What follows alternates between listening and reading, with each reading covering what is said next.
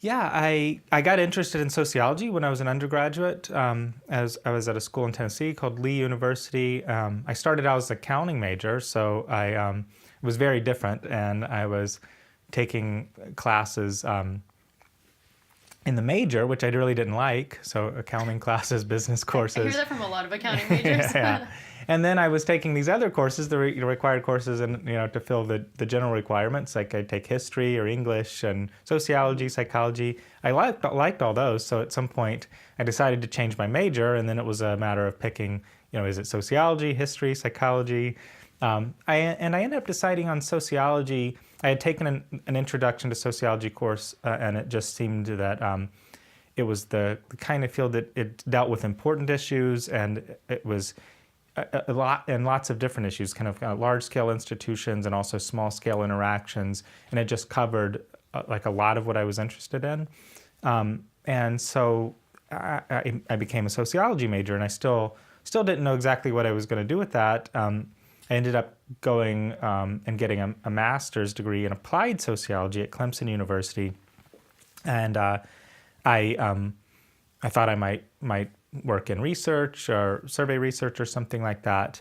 But then while I was there, I got more interested intellectually in sociology, decided to get a PhD, went to the University of Virginia, and got very interested there in the work of Donald Black, a sociologist there at the University of Virginia, who was a sociologist of law primarily, and so he had started out his career studying police and riding around in police cars, seeing what police officers do. I was going to say, Sociology of Law. Yeah. That sounds interesting. And so, so you would look at police or courts of those decisions, and the idea was if the police go out to a call, they get a call and they go out somewhere, do they make an arrest?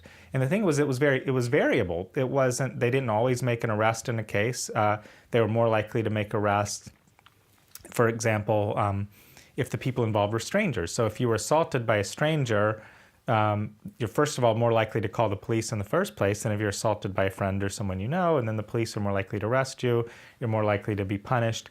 So he started noticing patterns like that based on the social characteristics of the people involved in a case. So are the people strangers to one another, or are they friends or intimates? Are they, are they high status or low status, right? And what were the differences in how police handled cases and also how courts did? And so this was fascinating to me, Black's work while I was at the University of Virginia. So he had expanded it to kind of a cross-cultural theory of law. So things like one of his theoretical propositions is law varies directly with relational distance, which is, that's the theoretical way he puts it, but that's it just means so law varies directly with relational distance. And it sounds kind of odd, but it just means as relational distance increases. So if you were a stranger to someone, you're more distant. If you were friends, you're closer. So it's kind of the same way we just talk about people being close or distant to one another. You're closer to some friends than others. Depends on how much you interact with them, the type of interaction and that kind of thing. But it meant that if two people were involved in a case, then the more distance between them, the more law. And by the more law, it just meant, first of all, the more likely somebody is to call the police, the more likely the police are to make an arrest, and people get severe punishment. So people who kill strangers are more likely to get the death penalty than people who kill friends or family members. And so we see those kinds of patterns. And the idea was, though, that we see this pattern in the modern United States, but we also see it in all cultures. And so it could explain any society where there was law, law would behave this way. We thought of it as the way law was behaving or acting. And it even explains why some societies don't have law. So, for instance, when people are all very close to one another and there aren't strangers in a society, there's no legal system at all. Really? Yeah, so hunter-gatherer societies are the simplest type of society. They don't have legal systems, but everyone is close to one another. So everyone is intimate. There's not enough distance, relational distance between people, for people to come up with something like law or government. So this fascinated me from the beginning, from the moment I heard it.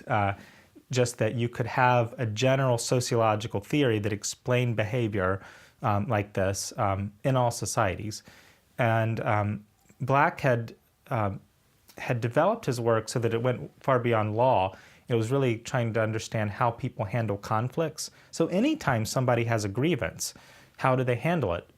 If you could, for instance, if there's an act of violence against you, someone assaults you, you could call the police. That would be bringing law into the conflict.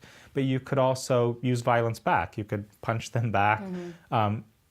For any kind of conflict, you might also use gossip, talk to other people about the offender. You might avoid them or cut off the relationship. So there was this array of ways that conflicts can be handled, and Black was trying to understand those things with his theory, right? How are conflicts handled?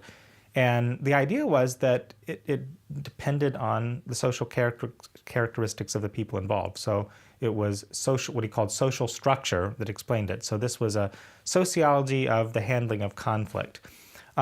So it could apply to any kind of situation, explaining gossip, explaining violence, explaining law, as Black had originally done, or explaining genocide, which is what I did initially in my work, trying to understand genocide as an outcome of ethnic conflict. When do people try to exterminate ethnic groups or engage in mass killing of ethnic groups?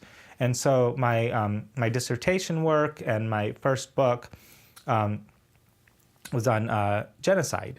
And so, but drawing from this approach that Black had used, looking at social characteristics and explaining how people handle conflicts. And that's how, and so it's kind of from that perspective that I ended up getting interested in campus conflicts too, because I was already interested in conflict and teaching courses in violence and deviant behavior and trying to understand moral conflict. When do people have disputes? How do they handle them?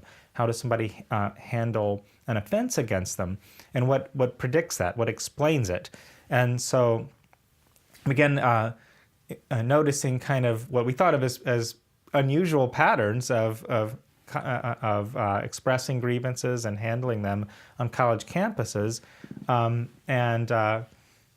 then thinking about it through the lens of this theoretical approach that I had used. Hey everyone, thanks so much for watching the episode. If you're interested in contributing to the conversation and supporting the show, there's 2 easy things you can do. 1, click subscribe, and 2, visit our Patreon page where you get exclusive access to the Exploring Minds community.